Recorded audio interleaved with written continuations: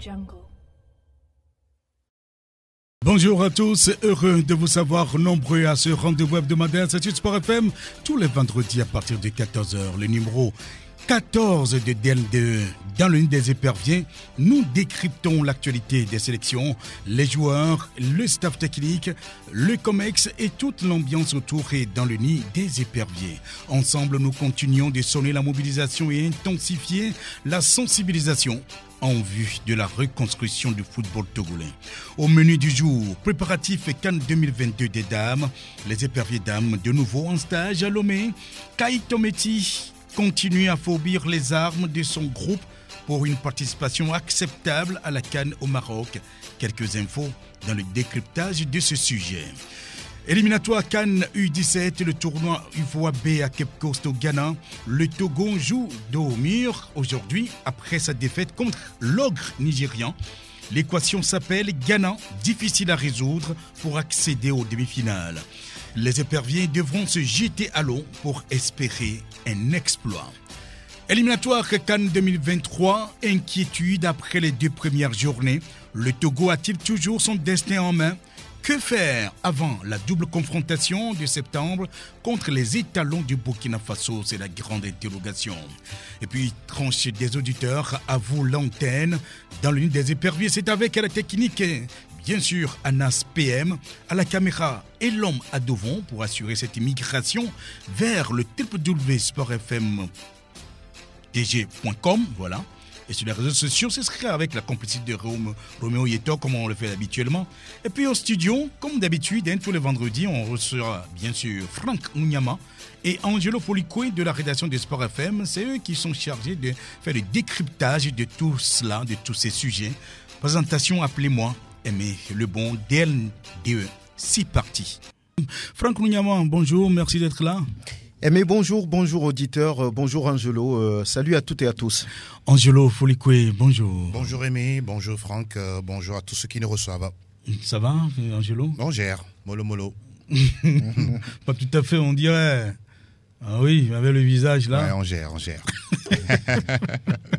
Franck? Oui. Ça va? On tient le bon bout, ça doit pouvoir aller. Bon, ouais, justement, quand ça ne va pas trop bien avec les SPV, c'est que ça ne va pas bien non plus à Sport FM, ça c'est clair. Forcément. Et encore moins avec mes 2 compagnons, en tout cas Franck et Angelo.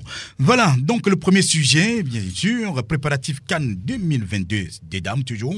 Écoutez, les éperviers dames sont donc en stage depuis donc quelques semaines encore déjà. Kaito Meti qui continue de fourbir les armes de son groupe pour une participation, disons, acceptable à cette CAN. Ce serait donc au Maroc. Quelques informations pour le décryptage de ce sujet avec naturellement un match en vue.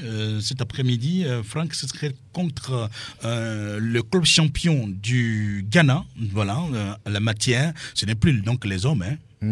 Je pense que c'est ce qu'il faut faire depuis, parce que j'ai dit ici que je ne comprenais pas pourquoi forcément on cherchait à faire des matchs amicaux contre les garçons. Ce n'est pas les mêmes sensations, ce n'est pas les mêmes conditions.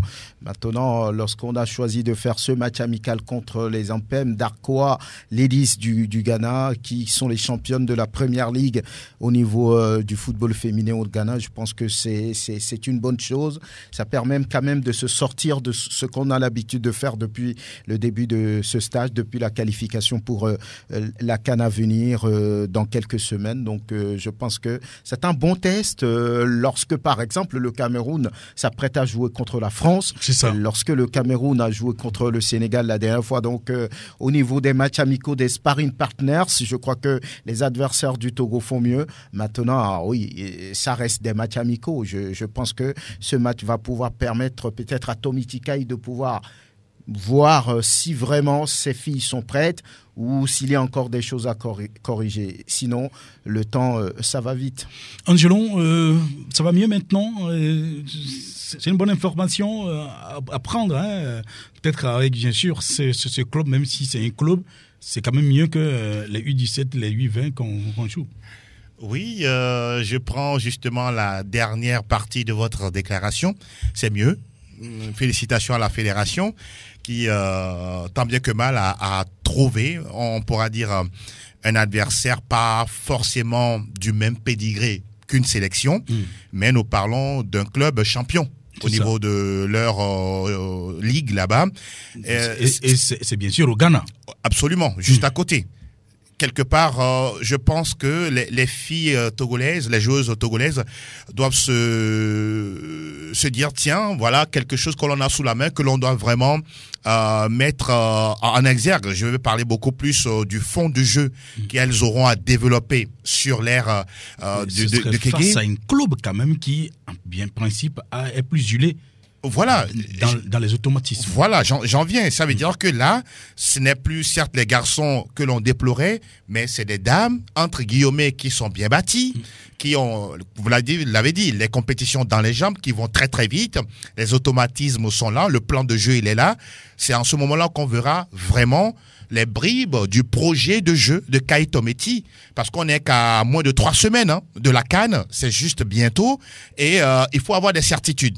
Non seulement les certitudes, les joueuses qui sont capables tout de suite d'entrer, même les yeux fermés, d'être titulaires, ça aussi c'est très important.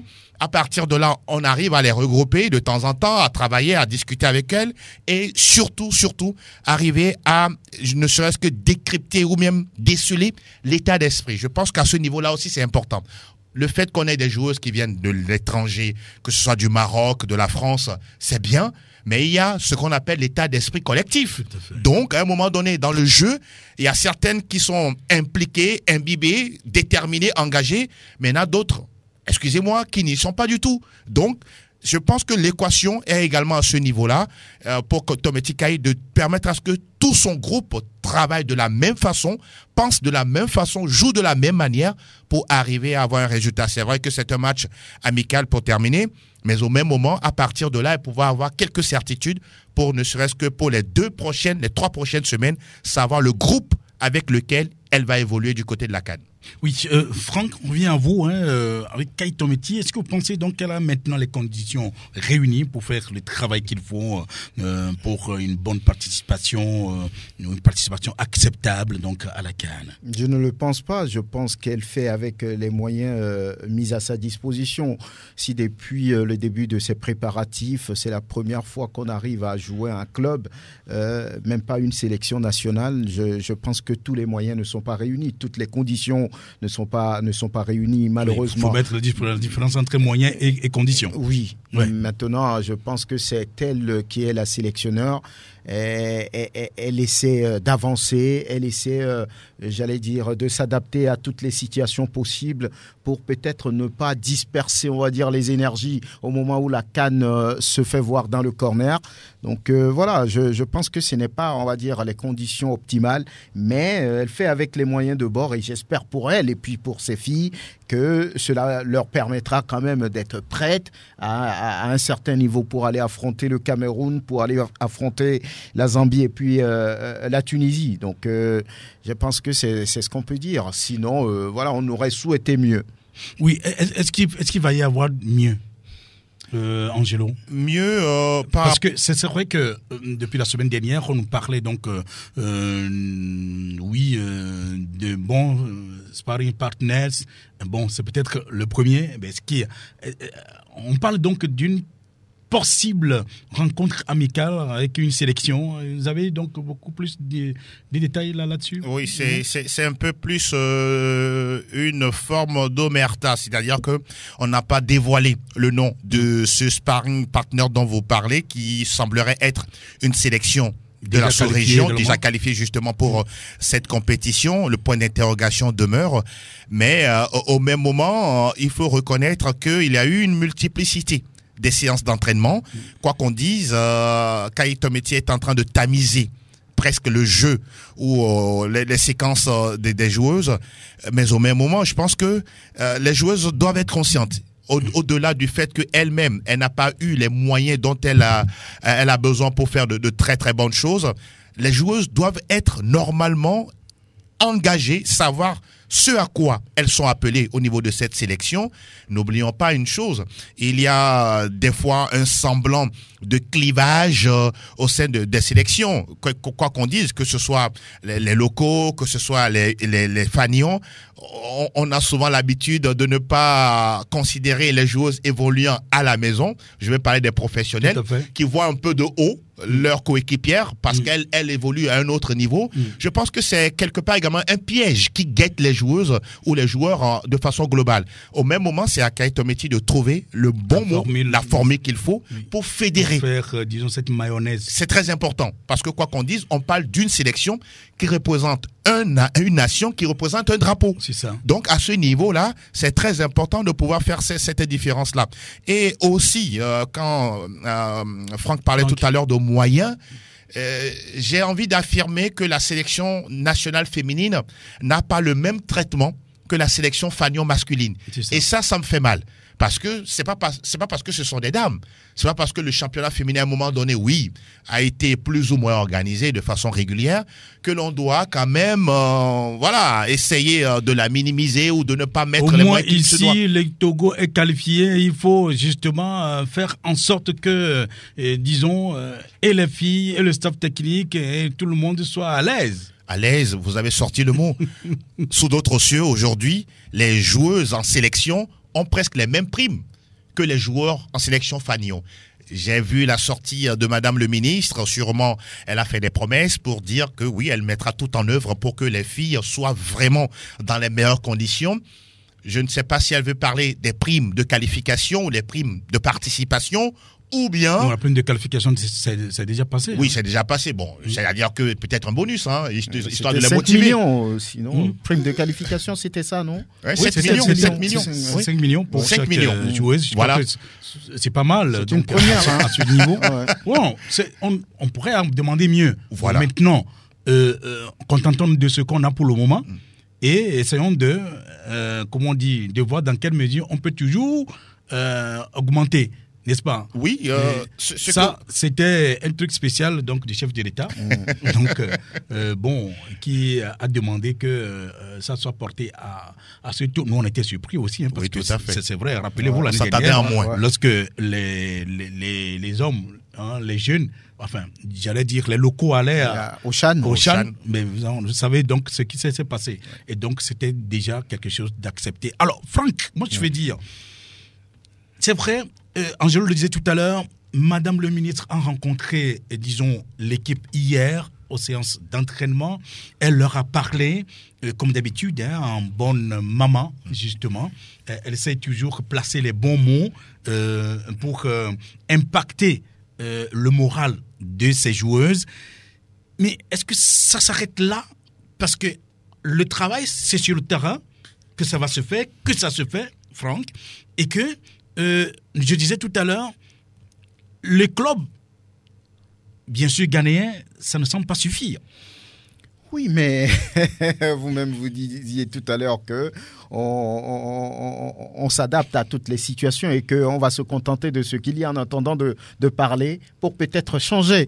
Oui, dans ces genres de conditions, lorsqu'on veut choisir les sparring partners, on cherche quand même des équipes qui pratiquent le même système de jeu, qui sont dans la même vision du jeu, pour pouvoir s'adapter, s'intégrer au niveau technique. Non, c'est par rapport à l'adversaire qu'on choisit les sparring partners. Justement, c'est ce que je voulais dire. C'est ça. Donc, on a dans le groupe du Cameroun, par exemple, on devait pouvoir trouver une sélection qui évolue dans les mêmes conditions techniques, les mêmes visions de jeu que cette équipe. Peut-être une équipe de l'Afrique australe, parce que la Zambie vient de là, la Tunisie, une sélection du Maghreb, pour peut-être permettre aux filles de s'adapter, de les aguerrir à peu près à ce qu'il va se passer au niveau du Maroc. Maintenant, ce n'est pas le cas. On a choisi de faire avec un club ghanéen qui est quand même champion, et peut-être pour voir si ces filles peuvent répondre face à une équipe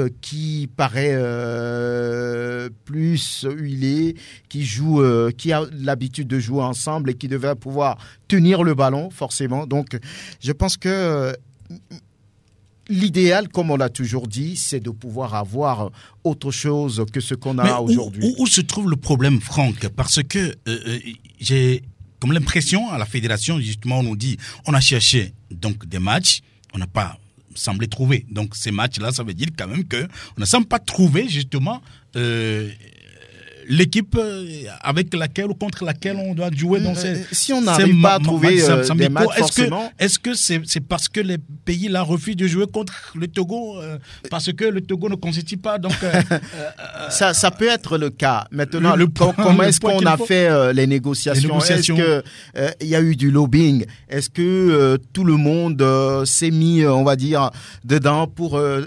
trouver, on va dire, les sélections qui ont du niveau, qui permettraient au Togo de s'essayer pratiquement dans les mêmes conditions que ce qui va se passer au Maroc?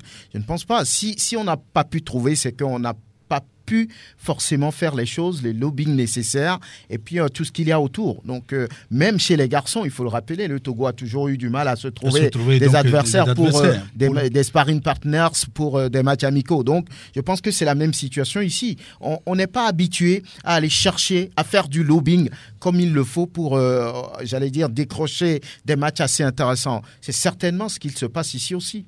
C'est ça. C'est quand même désolant. Oui. C'est quand même désolant parce que on sait très bien qu'on a obtenu cette qualification depuis déjà plusieurs mois. Oui. Je pense on ne fait pas dans l'anticipation, on ne fait pas dans la recherche. On n'a pas su faire dans l'anticipation. Oui, mais jusqu'à présent, mais attendez, vous savez que vous avez joué des matchs couperés éliminatoires et finalement vous avez arraché cette qualification, sachant que dans les mois à venir, vous irez à une CAN. Et c'est pas un tournoi, c'est une CAN. On parle de la Coupe d'Afrique. Et vous connaissez également très tôt vos adversaires. Même si c'est vrai. Pas très tôt. Pas très tôt. Bon. Mais disons au moins 2-3 mois. 2-3 mois avant le début de la compétition, vous avez une idée sur vos concurrents. Donc à ce niveau, je pense que le fait aussi d'avoir une fédération, c'est une question également de construire un réseau.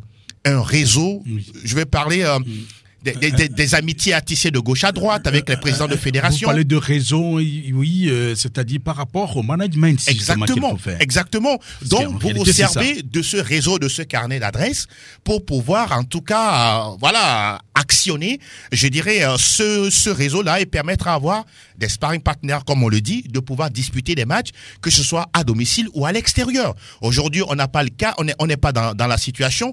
La question que je me pose également, on va jouer au Maroc. Quand est-ce qu'on prendra le temps d'aller s'acclimater avant de jouer ces compétitions-là? Quand on sait que le climat du Maroc est complètement différent de celui du Togo. Pendant ce temps, on est toujours en train de tourner en rond et on s'attend à des résultats magiques. Ce n'est pas possible. En tout cas, voilà donc ce qu'on pourra dire pour décrypter ce premier sujet, pour ce qui est donc de ces dames. Rappelons que c'est ce soir, à partir de 18h, qu'il y aura ce match amical contre APEM Darkwa Ladies du Ghana, le club champion du Ghana, et que hier déjà, donc les éperviers dames ont reçu la visite de Madame le ministre pour leur remonter un peu les bretelles. Deuxième sujet, éliminatoire CAN U17 et le tournoi UFOA B à Cape Coast, c'est au Ghana, le Togo qui joue au mur aujourd'hui. Après sa défaite contre l'ogre nigérian, Franck, l'équation s'appelle Ghana. Voilà, et difficile à résoudre pour accéder donc aux demi-finales. Les éperviers devront se jeter pratiquement à l'eau pour espérer ce qu'il convient d'appeler un exploit. Oui, et le coach, le sélectionneur Maurice Noutoudia a dit face au Ghana, on joue une finale. Pour passer en demi-finale, il faudra battre le Ghana. Et voilà, et cette équipe qui a perdu d'entrée face au Nigeria il y a quelques jours. 3 buts à 1. Oui, 4 buts à 2 finalement, je pense. 4 buts à 2. Finalement. Donc, oui. Finalement. Ah bon, décidément. Donc, je pense que... Même pour avoir le score, c'était difficile. Donc, j'ai le même score sur le match Nigeria-Ghana. Donc, on s'y attendait un tout petit peu que cette situation devrait pouvoir se produire. Parce que la sélection des cadets n'était pas, on va dire, bien préparée, n'avait pas eu toutes les conditions, n'avait pas tous les moyens avant de se rendre à Cape Coast au Ghana. Donc on s'y attendait un tout petit peu. Même moi, ce que je voulais relever, c'est un regret parce que j'ai vu cette équipe jouer la dernière fois face à cette équipe nigériane.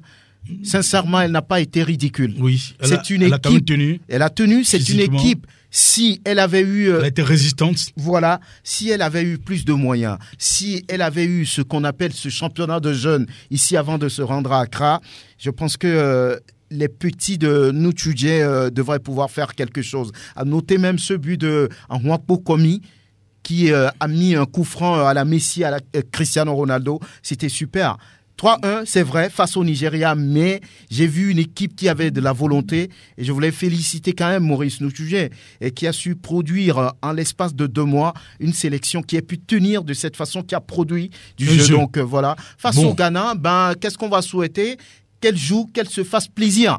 Si à la victoire, elle ne refuserait pas. Mais cette équipe, de ce que j'ai vu, a quand même les moyens de tenir tête à cette équipe du Ghana. En tout cas, avec les si, on ne va jamais construire Rome. Hein, ça, c'est clair. Mais, Angelo, oui. Voilà, c'est des regrets.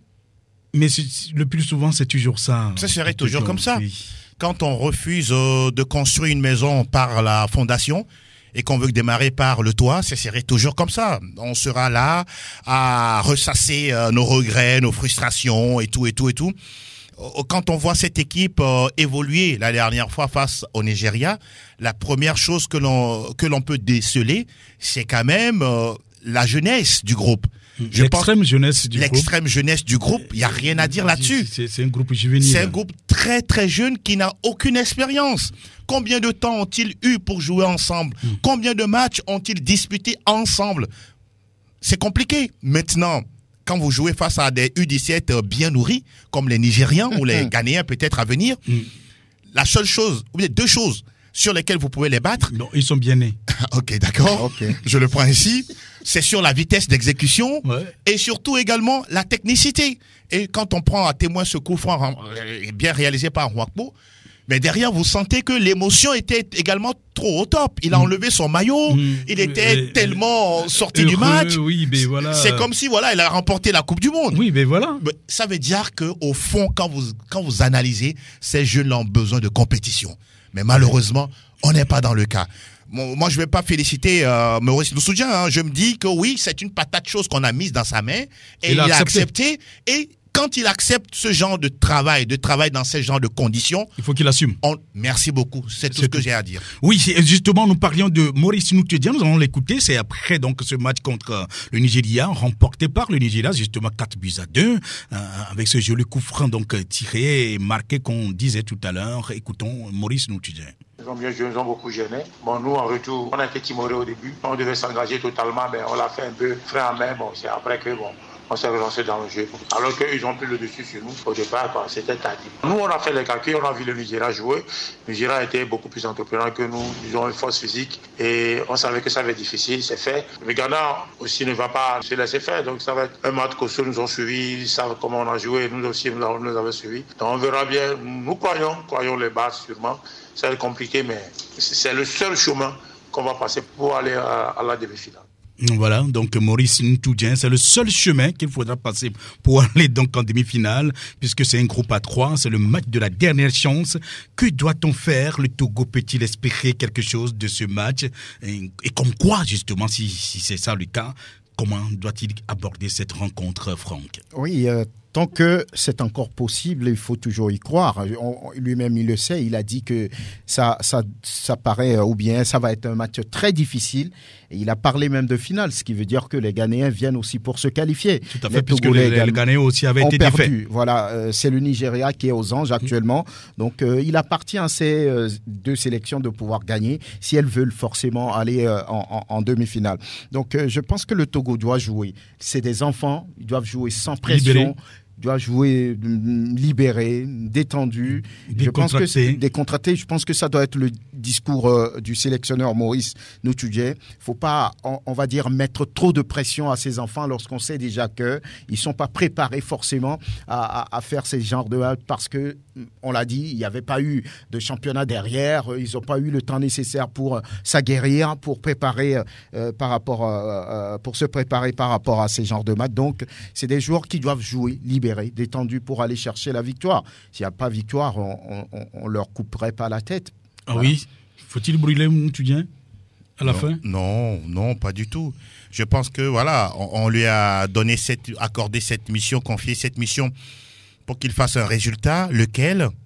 Est-ce que c'est juste pour aller acquérir de l'expérience, participer juste pour ça? Oui, il le sait très bien. Il est conscient de ça.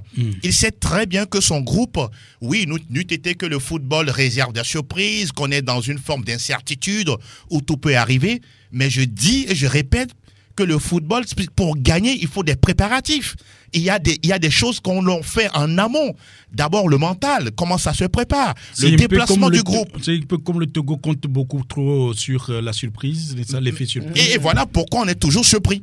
Et ça ne peut pas marcher. Parfois, on est surpris même d'avoir gagné des matchs. Voilà, et vous comprenez à peu près l'euphorie du joueur lorsqu'il a marqué ce coup franc, comment il a enlevé son maillot. Il se disait, mais tiens, qu'est-ce qui m'arrive? Je viens de faire ça. Waouh, c'est extraordinaire. Et pourtant, ils étaient menés dans le match. Ouais. Ils n'étaient pas en train d'égaliser ni de renverser le match.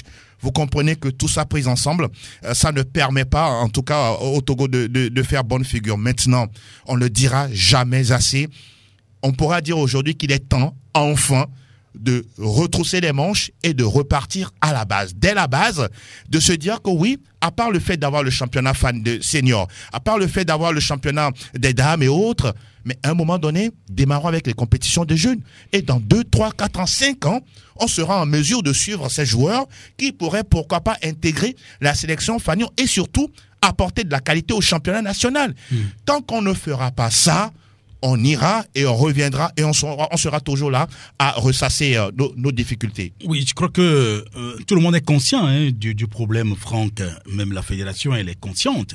Mais le problème, on va vous dire, au niveau de la fédération, on a la volonté, bien sûr, d'organiser ce genre de championnat de jeunes de 20 ans, de moins de 20 ans, de 17 ans. Mais c'est encore une fois le problème de moyens qu'on essaye toujours de mettre en avant. Le problème de moyens, il n'y a pas de moyens, il n'y a pas ceci. Mais c'est vrai également que pour cette saison, on avait prévu encore une fois faire ce championnat.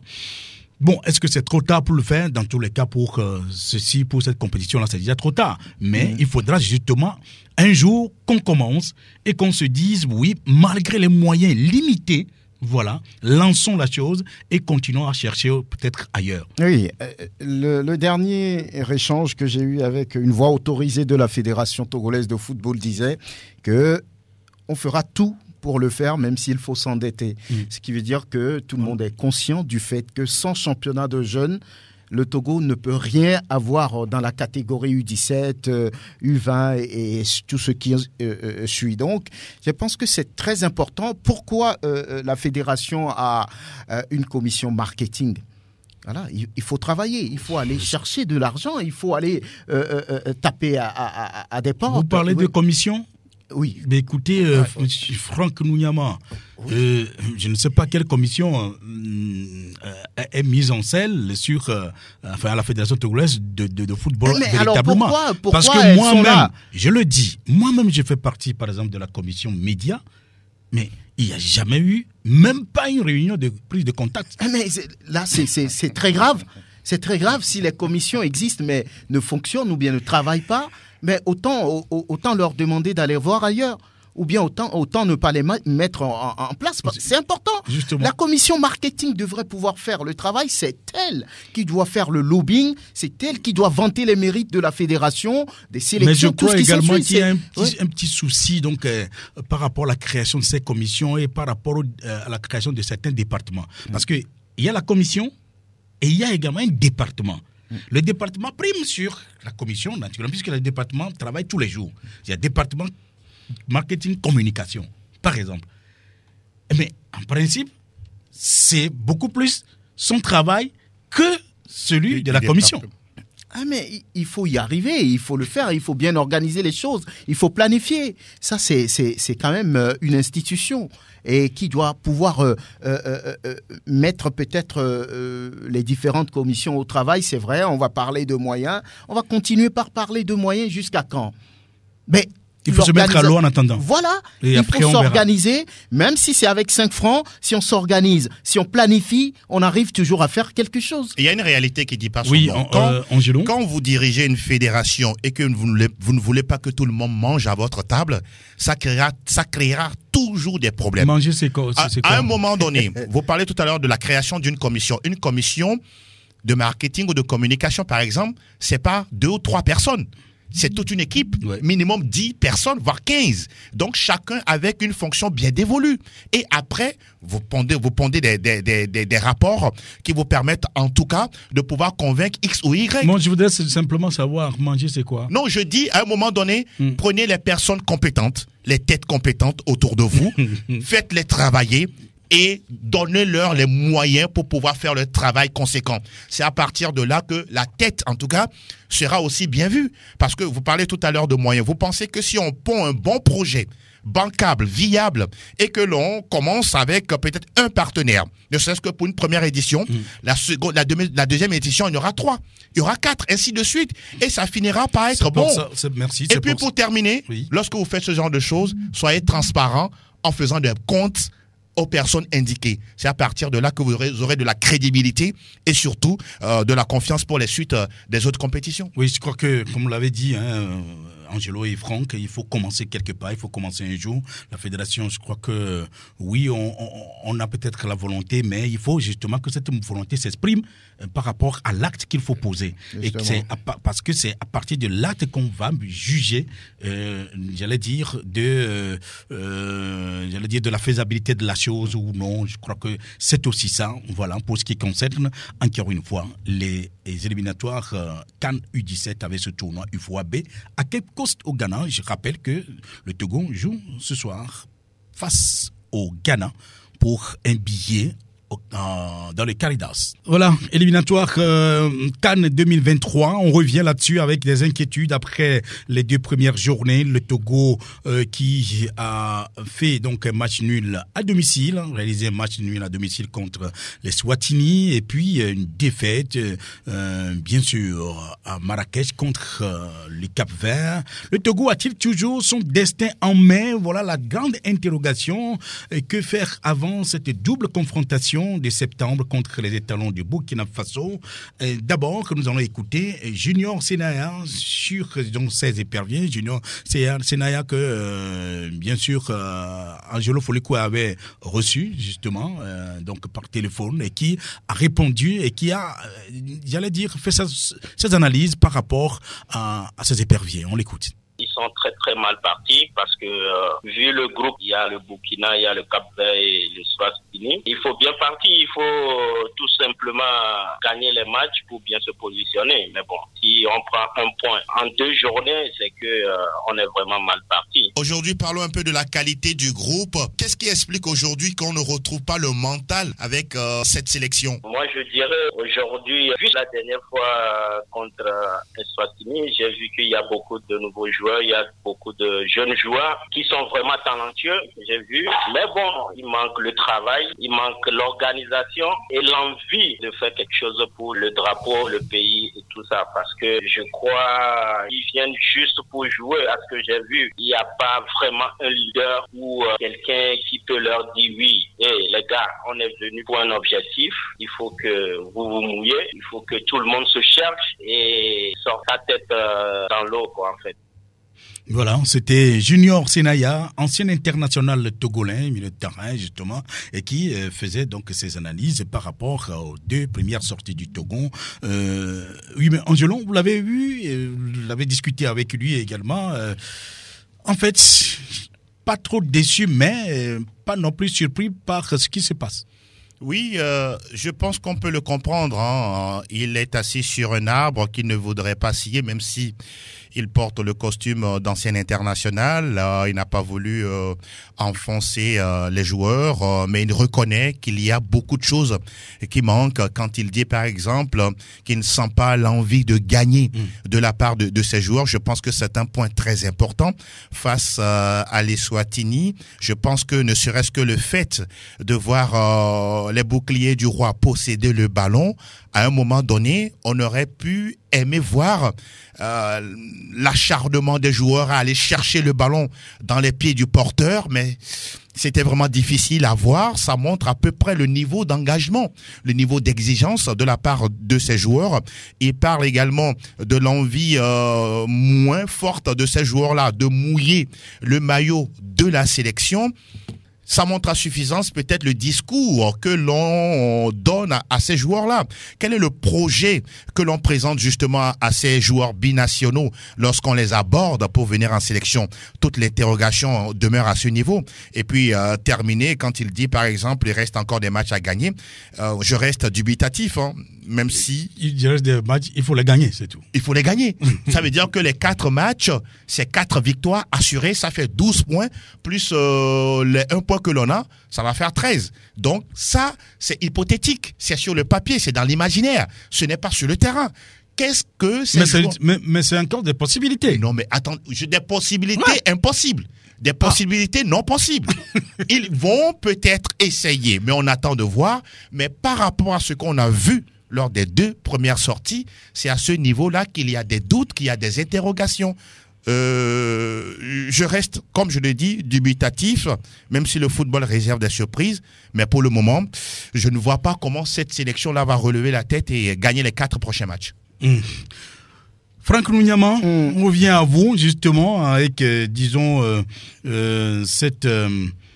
cette situation du Togo, voilà, avec cette sortie de l'ancien international junior Senaya. Oui, qu'il faut gagner les 4 matchs. Il faut gagner les matchs, même s'il n'a pas précisé. Il faut commencer par gagner. Oui, il faut commencer par gagner, même s'il n'a pas précisé de gagner les 4 matchs. Je dis encore une fois que tant que mathématiquement c'est possible, le Togo a encore une certaine chance de pouvoir se qualifier. Parce qu'il reste 4 matchs, ça fait 12 points à prendre. Si on arrivait à prendre ces 12 points, ou bien au moins 10 là-dessus, c'est possible. Donc, c'est une possibilité. En football, tout peut changer. Maintenant, nous sommes tous conscients que ce qu'on a vu sur les 2 premières journées n'augure rien de bon devant. Parce que septembre va être décisif. Parce que c'est le leader du groupe qu'on joue. Parce que c'est une sélection qui revient d'une Coupe d'Afrique des Nations au Cameroun et qui a convaincu plus d'un. Donc, il va falloir se relever très rapidement. Et comment le faire? C'est ça l'interrogation. Ça appartient maintenant au staff technique et puis aux joueurs. Nous ne jouerons pas. Nous ferons ce qu'on peut faire par rapport à la mobilisation. Ça s'arrête là. C'est eux qui seront sur le terrain. C'est l'entraîneur qui fera le choix. Moi, j'ai comme l'impression que Paulo Duarte a déséquilibré un tout petit peu le groupe qui a terminé les éliminatoires du Mondial Qatar 2022 avec cette victoire en Afrique du Sud sur la Namibie. Donc, il va falloir travailler, il va falloir réveiller les joueurs. Lorsque vous l'écoutez, quand il a rencontré le COMEX, le comité exécutif de la Fédération togolaise de football hier, pour faire le bilan de ces 2 premières journées, c'est ça. Il s'est mis en cause. Il a également, sorti la responsabilité des joueurs. Ça veut dire que quelque part, il sait qu'il y avait eu beaucoup d'erreurs sur ces 2 premières journées. Si les joueurs qu'il a dit lui-même que c'était difficile pour lui de faire un choix sur le 11 entrant, ça veut dire qu'il faut rapidement revoir les choses. Très rapidement. Est-ce qu'il n'y a pas des joueurs dans ce championnat? Le championnat a pris fin. Lorsqu'on fait le tour, est-ce qu'il n'y a aucun joueur à choisir par rapport à Karim Derman qui est bien, mais qui a fait, on va dire, un peu de cantata, comme le disent nos grands-mères. Donc, je pense qu'il faut prendre... Un peu de football spectacle. Voilà, plutôt, il faut prendre conscience de la situation et rapidement se remettre sur la bonne voie. Sinon, septembre, si on se loupe, c'est fini. D'accord. Mais on va écouter Maman Ouiaon. C'est, disons, le secrétaire général de l'association des joueurs de foot du Togo. Voilà. On va l'écouter également par rapport à son analyse de la situation. Franchement, je ne m'attendais pas à ça. Je me disais que si ça doit être une situation, ça pouvait être qu'un nul. Mais j'ai constaté que l'équipe a accusé le coup parce qu'à Lomé ici déjà, ils se sont mis une balle dans les pieds en faisant ce match nul-là. Déjà, dès Lomé, ils avaient raté leur entame de match et le coach aussi, durant le match, n'a pas pu maîtriser son coaching. Et à partir du moment où il y a eu des changements à un niveau donné, où il ne devait pas faire, à mon avis. Je pense qu'il fallait mettre le bus devant la défense. Il fallait mettre un défenseur ou bien plutôt un milieu de défense. Pour vous, il a été moins inspiré? Moins inspiré, je ne pense pas. Il voulait faire un coup, mais je pense que dans la déontologie du coaching, c'est ce que je dis. Il fallait plutôt mettre un bus devant la défense. Conserver le score. Conserver le score. Oui. Maintenant, mentalement, il faudra quand même que ces joueurs-là, ou bien psychologiquement, qu'on puisse leur inculquer quelque chose parce que à la fin du match, j'ai senti une déconcentration totale. Voilà, c'était Maman Ouiao, secrétaire général de l'association des joueurs de foot du Togo, voilà, qui s'exprimait devant Angelo encore une fois. Je crois que c'est des explications qui sont claires qu'il a données, Angelo. Il n'y a rien à dire. Oui. Il n'y a rien à dire. Justement, sur ce match, on y était plein dedans. On a vu à un moment donné les tentatives, sinon les confirmations de changement de Paolo Duarte. On s'est dit, tiens, mais qu'est-ce qu'il va se passer? Et derrière, justement, on a vu que l'équipe s'est totalement liquéfiée, si je peux dire. Ils ont joué bras ballants. C'était compliqué pour eux de retrouver le mental. Je pense que, comme il le dit si bien, Mama Ouiao, c'est ce qui les a suivis à Marrakech. Ils ne se sont pas relevés. Ils n'ont pas su en cette forme de grinta. C'était compliqué pour eux de rester droit dans leurs bottes. Mais le Cap-Vert, c'est vrai, on parlait de cette participation à la CAN, mais elle n'a pas aussi développé un jeu extraordinaire. Hein. C'était un bleu. Justement, ils étaient présents sur la pelouse et surtout au niveau des placements et les dernières passes, ils étaient très efficaces. Tout le contraire du Togo, on a multiplié les mauvaises passes, les mauvais appels n'étaient pas forcément au rendez-vous. Les contrôles même dans les surfaces de réparation, c'était vraiment pas ça. Donc derrière, voilà, le Togo perd 2-0. Je pense que c'est une défaite que beaucoup n'ont pas compris, même si on avait fait un match nul au départ. Mais au même moment, je le dis, je le répète, le coach, pour moi, est imputable. Il est au crédit de cette défaite-là, parce que s'il faut remettre le même 11, quand on sait qu'on n'a pas gagné le premier match, à un moment donné, il faut se poser de véritables questions. Franck, oui. Paolo Duarte, vous le disiez tout à l'heure, écouté par la Fédération togolaise de football hier, il reconnaît certaines errances tactiques justement, et techniques, et reconnaît sa responsabilité, bien sûr, dans la gestion des fins de match. Oui, dans la gestion des fins de match, dans ses faux pas, justement. Surtout le match de domicile contre l'Eswatini. Alors, quelle peut être son attitude aujourd'hui? Il serait mieux que cette question lui soit posée, mais en conférence de presse déjà ce jour-là, on l'a senti un peu gêné. Parce que là, il avait peut-être les choses en main sur quelques minutes avant de pouvoir tout laisser partir. Parce que là, lorsque on a eu ce but inattendu, inespéré de Fodo là-bas pour le 2-1, il préparait le changement de Kevin Denke. Et il fallait donc oublier ça. Il fallait laisser ça et plutôt peut-être faire rentrer un milieu de terrain qui pourrait assurer la sécurité. Sur ce plan, il a échoué. Il a échoué. Donc il a fait une mauvaise lecture. Ça veut dire que il s'est déjà préparé dans la tête que je ferai donc à tel moment, tel changement, sans tenir compte du contexte. Du contexte ça, et du déroulement de ce match-là. Donc, ça devient grave. Voilà, donc il a été un peu agacé, il a eu un visage fermé, il était gêné de pouvoir s'expliquer sur une de telles situations, alors qu'on sait que c'est un coach expérimenté. Il ne devrait pas, j'allais dire, virer dans ces genres d'erreurs. Voilà, donc je pense qu'il est gêné. L'attitude aujourd'hui, c'est comme quelqu'un qui est en train de présenter ses excuses au public sportif parce que souvent dans ses sorties après ces deux matchs, il dit avoir regretté de pouvoir afficher de telles performances parce que le public était là pour eux. Donc c'est une sorte de mea culpa, mais ça ne suffit pas. Il faut se réveiller sur les deux prochains matchs pour que ces mea culpa soient finalement acceptés, soient compris aussi. Donc voilà, c'est un sélectionneur qui est dans une situation difficile. Le Burkina, ça va être très compliqué, mais nous sommes en football et voilà, si on change des choses très rapidement, avec peut-être le retour aussi d'Ilas Bebou, et puis voilà, qu'il retrouve un peu l'équipe qui a terminé les éliminatoires du Mondial Qatar avec 4 matchs sans défaite. Je pense que voilà, quelque chose pourrait se passer. Bon, ben voilà. Un autre international togolais, en tout cas, le meilleur buteur de l'histoire de la sélection Togo, il s'appelle Koukbadja Kader Touré, voilà, Koukbadja Touré Kader, voilà. C'est lui également qui est allé donc de son analyse sur cette situation des éperviers. On l'écoute.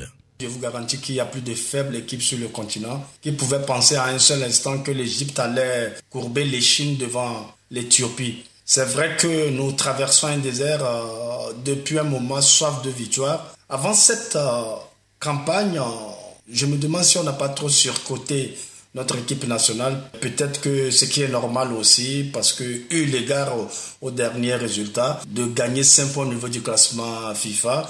Le constat après ces 2 sorties est que le patient épervier n'est pas totalement guéri. D'où il faut cerner les problèmes fondamentaux à partir desquels on peut progresser. Sinon, on va rester à nous battre sur les illusoires qui ne valent pas la peine. C'est comme ça qu'on va occulter l'essentiel. Ça ne sert à rien de critiquer. Il faut apporter quelque chose de fédérateur, quelque chose qui peut nous réunir, si je veux dire. Et maintenant, nous devons encore travailler et que les joueurs et l'encadrement technique doivent prendre conscience de la situation délicate. À mon humble avis, il y a encore un espoir, si j'ose le dire. Ce minimum d'espoir, nous devons l'entretenir avant septembre. Ça tombe bien que le championnat aussi s'est arrêté. C'est le moment de chercher des trucs qui peuvent nous unir, qui peuvent nous aider à être qualifiés. Je reste convaincu qu'on peut faire bouger les lignes. Voilà, je reste convaincu qu'on peut faire bouger les lignes et je pense qu'il y en a peut-être surcoté un peu les joueurs après, disons, ces prestations, les dernières prestations en ce qui concerne les éliminatoires du mondial et les derniers matchs amicaux. Mais je crois que il a été plutôt très objectif, très serein donc dans ses analyses, Koukbadja Touré. Naturellement, ce n'est pas du tout une surprise. Celui-là qui est resté longtemps en sélection avec diverses campagnes et divers résultats intéressants plus ou moins. Il reste le meilleur buteur de la sélection avec 54 réalisations. Voilà, le seul à avoir marqué en Coupe du Monde. Oui, quoi qu'on dise. Le seul à avoir marqué en Coupe du Monde. Ça lui reste, c'est collé à sa peau. Mais au même moment, il dit avoir un brin d'espoir. Mais entre-temps également, il dit qu'on a surcoté l'équipe.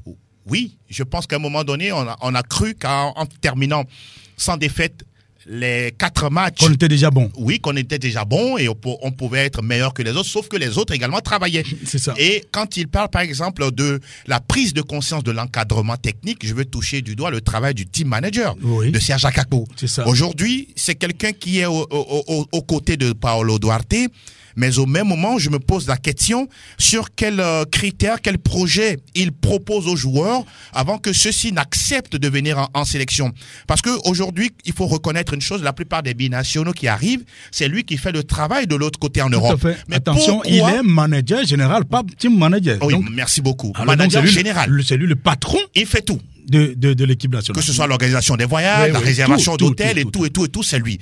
Je dis quel projet il est en train de proposer à ces joueurs binationaux avant qu'ils n'acceptent de venir en sélection. Question pertinente. La question, elle est là. Aujourd'hui, n'allons pas chercher des joueurs de 4e division chypriote, 4e division en Azerbaïdjan, 3e division en Arménie pour forcément les faire jouer en sélection.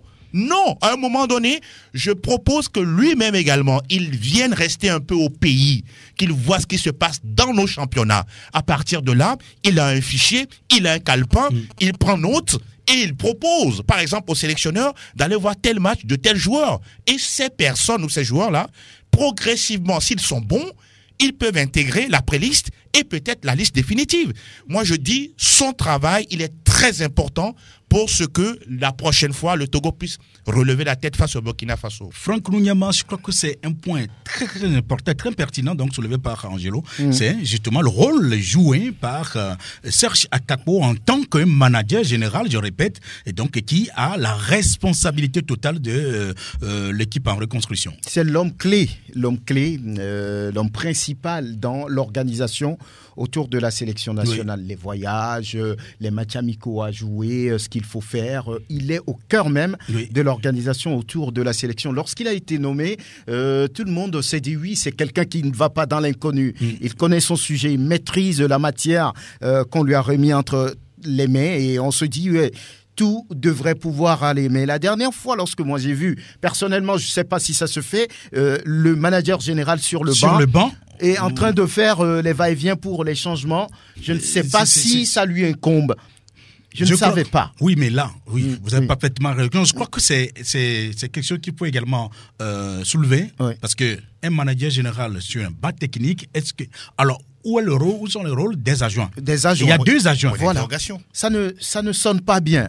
Il y a donc deux adjoints autour de Paulo Duarte. Alors donc, qu'est-ce qu'ils doivent faire eux? Alors qu'est-ce que Serge Akakpo fait sur le banc technique? La question se pose. Alors, peut-être même s'il est sur le banc technique, il ne doit pas parler. Voilà. Moi, à mon avis, c'est ça. Mais bon, voilà. On a comme l'impression qu'il supplante Paulo Duarte sur le banc technique. Et ça, c'est une faute grave. Il ne devrait pas se livrer à ces genres de jeux. Et puis, la question des binationaux. Angelo en parlait tout à l'heure. Les binationaux qu'on doit chercher pour cette sélection, ce sont des binationaux qui apportent une plus-value, qui apportent un plus à la sélection. Si ce n'est pas le cas, il n'a qu'à rester, il n'a qu'à grandir. Depuis là, lorsqu'on parle de binationaux, on voit des joueurs comme Romao Alexis qui a beaucoup apporté. Serge lui-même en a apporté. C'est un produit. On a vu le cas de Floyd Haïté, le cas de son frère Jonathan. Il y en a qui ont apporté beaucoup, mais depuis un bon bout de temps, ceux qui viennent, c'est comme des touristes. Je n'ai rien contre les binationaux, mais aujourd'hui... Ils n'ont pas encore, disons, cette culture... Voilà, et puis... ce que ça représente. Cette énergie nécessaire. Cette culture du patriotisme. Cette énergie nécessaire. Lorsqu'on voit apparaître les Nadir Aïeva, les Akman, les Karim Derdman, on n'a rien contre eux. C'est des joueurs qui sont techniquement bons, mais est-ce qu'ils sont déjà bons pour intégrer la sélection Fagnon? La question reste posée, parce que le Togo a besoin de joueurs qui apportent aujourd'hui un plus-value. On est dans une reconstruction, d'accord, mais pas des joueurs qui vont encore reculer le niveau de la sélection nationale. Et ça pose problème. Donc, je pense qu'il va falloir travailler là-dessus. Serge Akakpo a un grand rôle à jouer, mais il va pas falloir qu'il se trompe. 2 ou 3 auditeurs à recevoir, si c'est possible, 92 03 60 31 ou le 97 24 26 26. Mais oui, voilà, donc pour réagir, ils sont déjà là. Oui, bonjour, auditeur. Bonjour. Rachid, bonjour. Rachid, toujours le premier à appeler. Je salue tout le plateau. Oui. Avant, on n'avait pas de team manager, mais team manager général de l'équipe, on connaît. Mais pourquoi cette fois-ci on a tout ça là? Avant, c'est les entraîneurs qui allaient convaincre les binationaux. Ouais. Qui ceux qui ne peuvent pas faire le travail, il n'a qu'à laisser Paulo Duarte de voir pour qu'on puisse le conduire tous les mêmes, pour qu'il puisse lui-même aller convaincre les binationaux. Mais il ne s'agit pas d'amener n'importe qui en sélection. Par exemple, on a Maouna, mais bon, pourquoi ne pas l'amener en sélection? Le gars a déjà fait la sélection. On nous a fait compter sur Kennedy Boateng. Un joueur qui ne va même pas au sol, il est là, il sort là. Mais si dans certaines conditions, on va utiliser des pénalités. C'est ça. Franchement, ça c'est seulement, mais pour cette qualification, c'est fini pour nous. Il ne faut plus qu'on revoie à ça. D'accord. Rachid, merci pour votre analyse. Comme d'habitude, vous appelez toujours. Un autre en ligne, peut-être. Bonjour. Oui, bonjour. On vous appelle? Oui, c'est Bertin de Didolé. Bertin de Didolé. Ouais. On vous écoute, Bertin. Oui. Bon, on va dire que notre sélection n'a de tête ni coup, hein, parce que ça nous a, la fois passée au terrain, sur le stade, vraiment, on a été tellement remonté. Par exemple, moi-même, je posais la question à Paul Duarte lorsqu'il a été reçu par Franck samedi, qu'il y a des défenseurs, par exemple, à Mbevama, il disait que c'est un joueur très lent. Qu'il est en train de le visionner depuis un certain temps, c'est un joueur très lent. C'est des gens qui ont joué pour la sélection, qui ont par exemple, à un moment, il défend toujours debout. C'est un garçon qui a joué beaucoup de matchs. Et puis, on va préférer celui-là à un lycéen, quelque part. Qu'est-ce qu'il faut faire, Bertin? Il faut choisir les pions essentiels, ceux qui sont valables, ceux qui sont qualifiés pour défendre les couleurs nationales. Vraiment, c'est le football qui nous reste. Merci beaucoup. Merci, Bertin. Ouais. Et au revoir. Au revoir. Ben, je crois que... il y a encore quelqu'un? Non? Bon, ok. Là, je crois qu'on va conclure très rapidement. Franck Mounyama, je crois que l'essentiel est dit. Oui. On va revenir toujours. Il y a toujours des aspects à soulever. Jusqu'en septembre, on est obligé de le faire. Et c'est ce que nous pouvons faire. Mais on ne va pas jouer à la place des joueurs. On ne va pas faire le choix à la place de Paulo Duarte. Non plus. C'est notre contribution. Angelo? On reste engagé. C'est le devoir national. C'est ça. Merci beaucoup. Il faut maintenant plus de patriotisme, justement. Par rapport à ces binationaux-là, on ne le sent pas encore prêt, patriote, justement, pour défendre les couleurs nationales comme il le faut. Merci à vous tous d'être restés à notre compagnie. À NASTB PM, c'est lui qui était donc à la technique et puis à la caméra. Et l'homme à devant, merci à toi. Et bien sûr, vous qui êtes restés à nous suivre, on vous remercie également. On se retrouve vendredi prochain. Je m'appelle Aimé Lebon. Au revoir.